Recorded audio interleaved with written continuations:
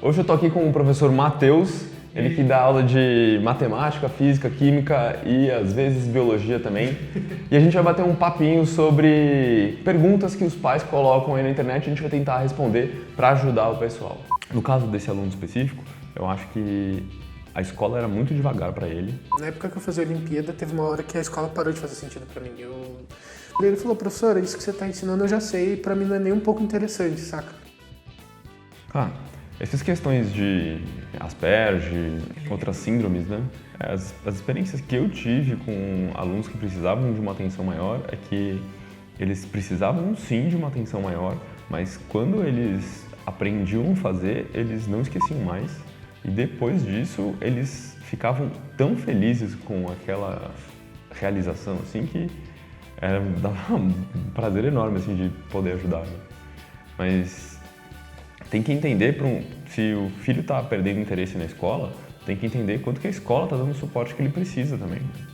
E falo isso, sim, mas eu entendo também a posição da escola, porque é muito difícil, tem 40 alunos numa sala, como é que você vai dar atenção para todo mundo, né? É matematicamente impossível, em 50 minutos você dar atenção individual para 40 alunos, né? A não ser que seja 1 minuto, fala sua dúvida e aí, só que aí você não deu aula, então isso é complicado. Mas eu acho que uma das coisas que, inclusive, no simpósio que a gente foi ano passado, né, eu acho que é o 4º simpósio internacional de adolescências e suas vulnerabilidades, uma das coisas que eu achei muito interessante é a discussão sobre a saúde socioemocional, e que é uma área, uma inteligência que a gente não aprendeu a desenvolver, a nossa geração, pelo menos. Na escola não se discutia isso e cada vez mais os educadores estão discutindo hoje em dia. E muitas das questões que a gente vê até mesmo aqui, você consegue, não que você resolva, mas você consegue lidar com elas de uma maneira muito melhor se você começa a olhar também do aspecto emocional.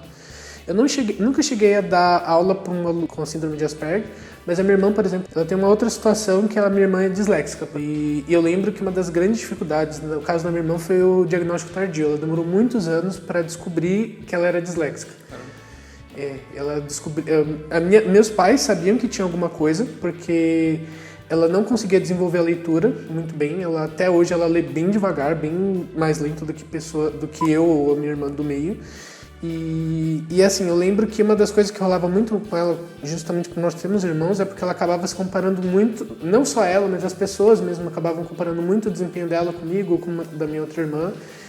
E justamente também por esse diagnóstico tardio, ela acabou tendo várias questões emocionais com relação a essa situação, né?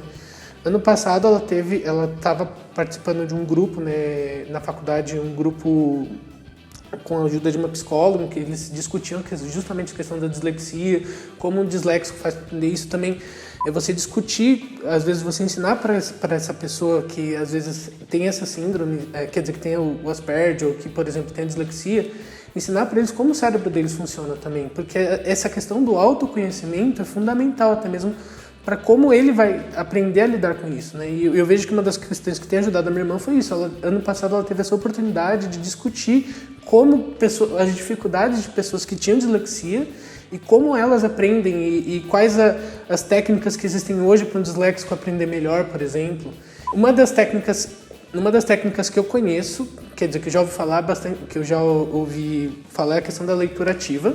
É a questão de você ler e você tentar lembrar aquilo que você leu, ou quais a questão, ou o que você conversar sobre aquilo que você leu, né? Então não é simplesmente você ler por ler, mas você lê, por exemplo, e você para e tenta lembrar o que eu li nessa página. Por exemplo, para dislexia isso ajuda bastante na melhora.